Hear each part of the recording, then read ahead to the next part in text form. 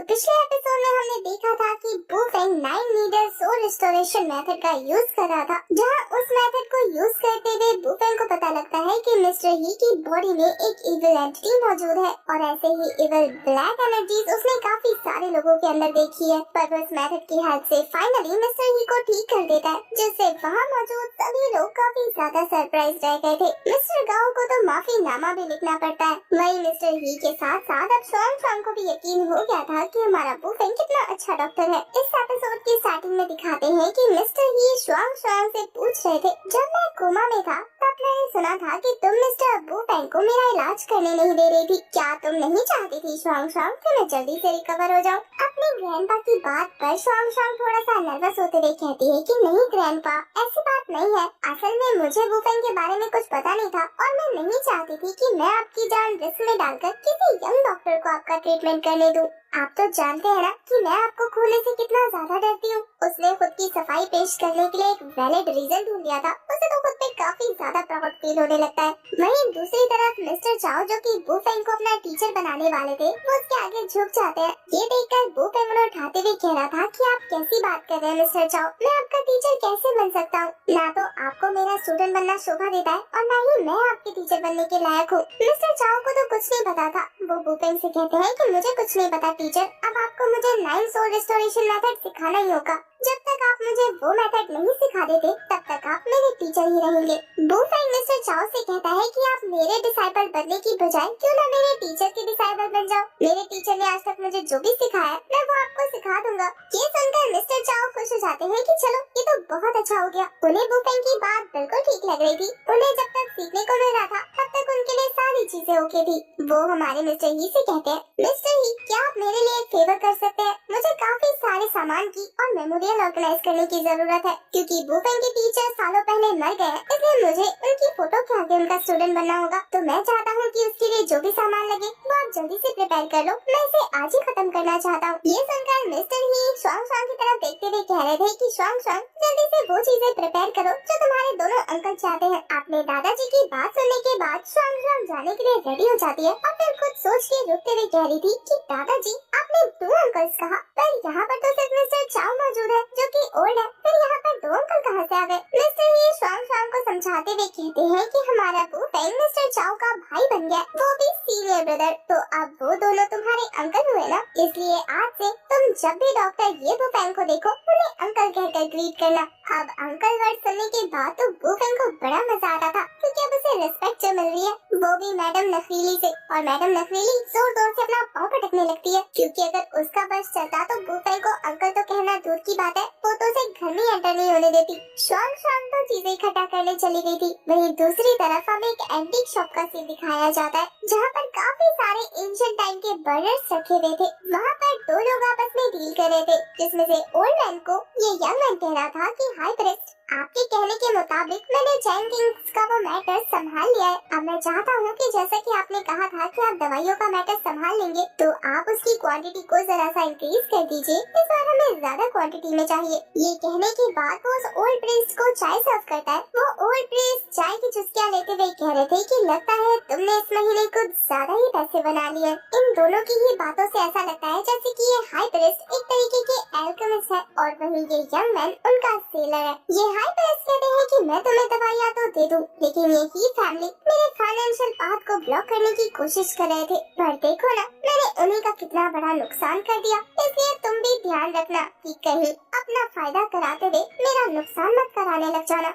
वो इनडायरेक्टली इस young man को धमकी दे रहा था कि उन्हें चूना मत लगाना, ज्यादा से ज्यादा प्रॉफिट देना। ये मोटो मैन भी उस ओल्ड प्रीस्ट की बातें सुनने के बाद कह रहा था कि मास्टर ध्यान रखूंगा इस बात का, आप बेफिक्र रहिए, आप तो बस मेडिसिन प्रिपेयर करते रहिए, क्योंकि पेशेंट कितना भी अमाउंट देने को तैयार होते हैं। उन्हें मरने से इतना ज्यादा डर लगता है कि वो पैसों की चिंता नहीं करते, पैसों को पानी की तरह बहा देते हैं। इस बार हमारा काफी ज्यादा फायदा होने वाला है। ये ओल्ड मैन भी इस मोटू पर्सन की बात सुनने के बाद खुश होते हुए कह रहा था कि चलो सही है, अगर मैं इतना ज्यादा केपेबल नहीं होता तुम लोगों को ये मौका कभी मिलता ही नहीं। तुम लोगों को मेरा शुक्र अदा करना चाहिए जो मैंने इस फील्ड में कदम रखा और तुम लोगों को पैसा कमाने का मौका दिया। पर तुम्हें ये बात याद रखनी होगी कि इस फील्ड में पैसा कमाने के साथ साथ अपनी रेपुटेशन को बचाना भी उतना ही जरूरी है। इसलिए भूल कर भी किसी के सामने एक्सपोज होने की कोशिश मत करना, क्योंकि मैं नहीं चाहता कि कोई मेरे अच्छे कर्मों को मेरे बुरे कर्मों से रिप्लेस कर दे। मेरे भाई और बहन के वापस आने से पहले मैं किंग सिटी का सारा मसला जल्दी से निपटा देना। मैंने सुना है कि कुछ लोग वहाँ पर भी शोर मचाने लगे हैं।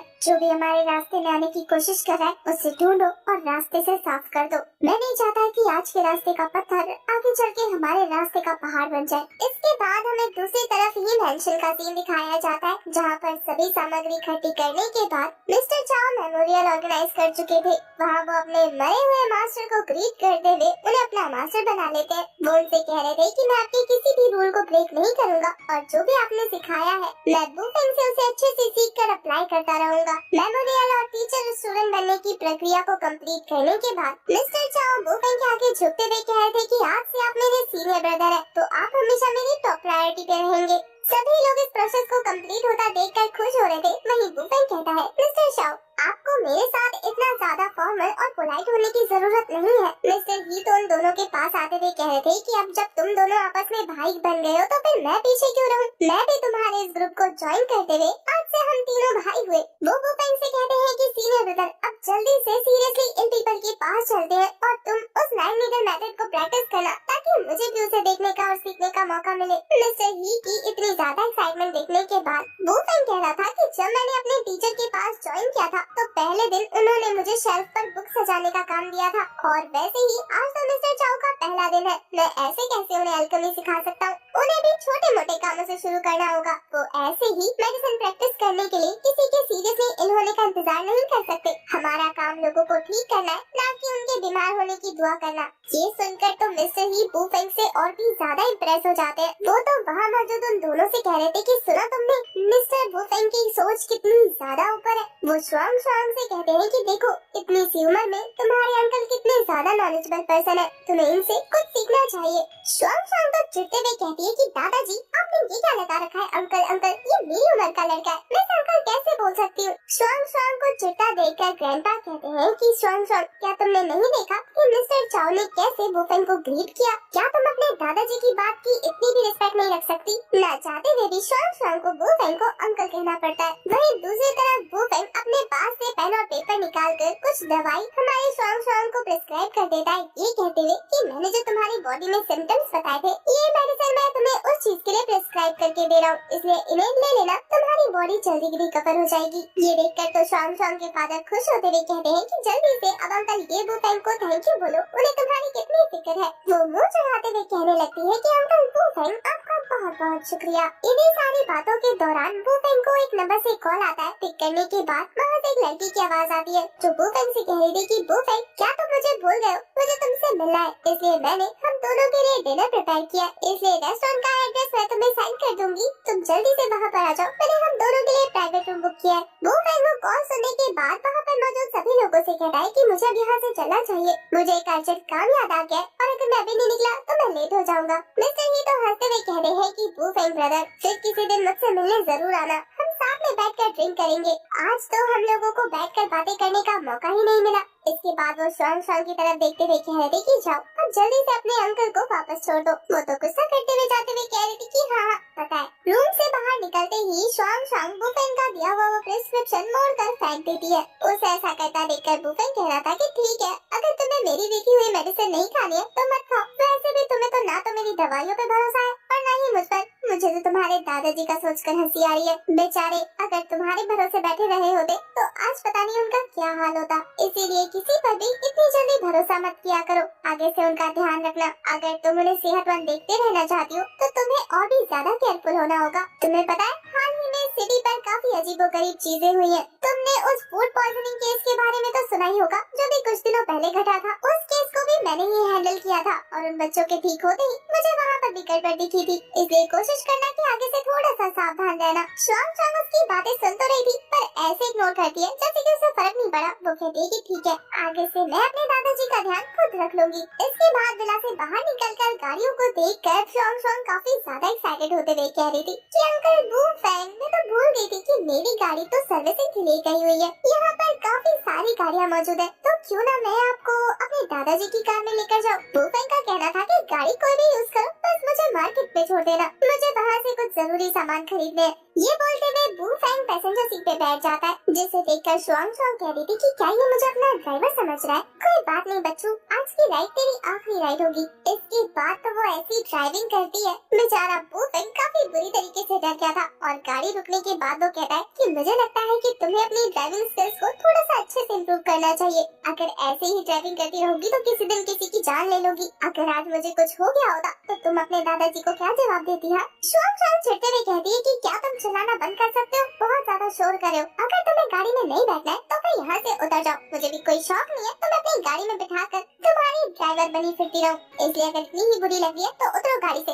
मुझे भी लेट हो रहा है, मुझे कहीं जाना है। बू फेंग भी चिढ़ते हुए गाड़ी से उतर जाता है और बू फेंग को गाड़ी से उतरता देखकर यहाँ पर एक बंदा अपने बॉस मिस्टर सिंह को कॉल करके बता रहा था कि बॉस, आपने जिस लड़की के बारे में बताया वो मुझे अभी मार्केट में दिखा, पर उसके साथ एक लड़की मौजूद है। वो बॉस को कह रहा था कि कौन है वो औरत, क्या वो किंग फैमिली की एल्डेस्ट लेडी है? ये बंदा बताता है कि नहीं, वो तो मुझे कोई यंग लड़की लग रही है। वो तो कोई टूटी फूटी गाड़ी चला रही है जैसे कि कोई सेकंड हैंड माल हो। मुझे तो नहीं लगता कि वो कहीं से भी रिच है। वहीं हमें उस बॉस को भी दिखाया जाता है जो कह रहा था कि ठीक है, फिर इतना ज्यादा एक्साइट होने की जरूरत नहीं है, शांति से देखो कि वहाँ पर चल क्या रहा है। मैं जल्दी से वहाँ पर टाइक को भेजता हूँ ताकि वो तुम्हारी टीम को लीड करे। तो इसके बाद वो बंदा फोन कट करते हुए मुस्कुरा कर कहता है कि आखिर तेरी हिम्मत कैसी हुई लड़के मिस्टर श्याम को फैंग करने की? तुझे क्या लगा तू ये करके यहाँ से बच के भाग सकता है? दूसरी तरफ हमें बू फेंग को दिखाते हैं जो कि एक स्टोर में जाकर कुछ सामान खरीद के ला रहा था और वहीं शुआंग शुआंग उसके शॉप से आने का वेट कर रही थी क्योंकि अब वो अपने दादाजी को थोड़ी ना नाराज कर सकती है। तभी अचानक से किसी के तेज गाड़ी चलाने की आवाज आ रही थी। शुआंग शुआंग को ये अजीब तो लगता है पर वो अवॉइड करती है, पर फिर अचानक से दो जीप उसके सामने आकर उसकी गाड़ी को रोक चुके थे।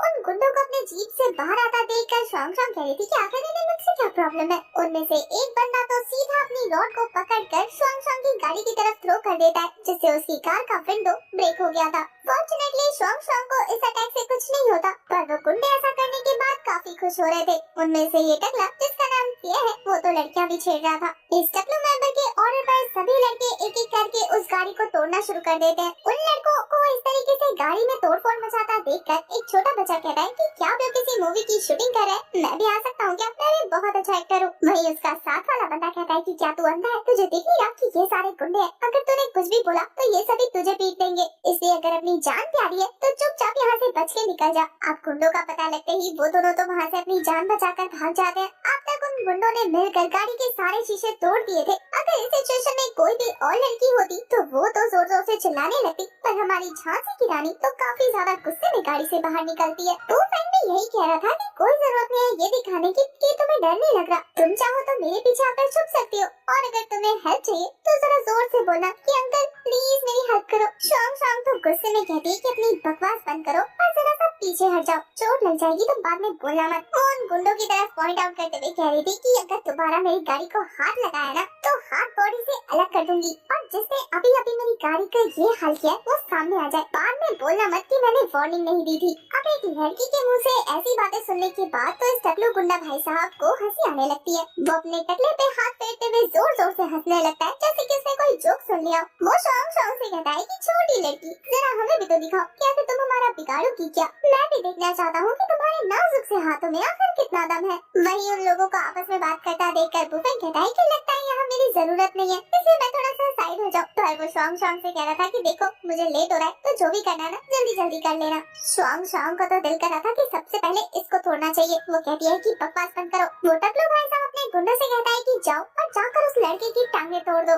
उसे इतना पीटना कि वो अपना सबक जिंदगी भर याद रखे। और रहा सवाल इस छोटी लड़की का तो इसे बड़े आराम और जेंटल तरीके से हैंडल करना। ये बोलने के बाद वो फिर से हंसने लगता है और उनमें से एक बंदा तेजी से एक लाठी लेकर शुआंग शुआंग की तरफ बढ़ रहा था अटैक करने के लिए। पर उसके अटैक करने से पहले ही शुआंग शुआंग अपने पास से एक सेल्फ डिफेंस स्टिक बाहर निकालकर उससे उस बंदे पर अटैक करती है। उस स्टिक से हिट होने के बाद वो बंदा काफी दूर जाकर गिरता है और जोर जोर से चिल्लाते हुए कह रहा था कि लगता है मेरे ऑर्गन्स टूट गए हैं, इस लड़की ने मुझे बहुत जोर से पीटा। वहीं बू फेंग उस लड़के का रिएक्शन देखने के बाद और उसके इंटेस्टाइन टूटने वाली बात पर कह रहा था कि कमाल की बात है, बड़े रेयर केस के बारे में सुनने को मिल रहा है। वहीं ये टकलू भाई साहब कह रहा था कि मैं अपनी बात को वापस लेता हूँ, अब इस लड़की को सबसे पहले पकड़ो, देखता हूँ कि आखिर ये खुद को समझती क्या है।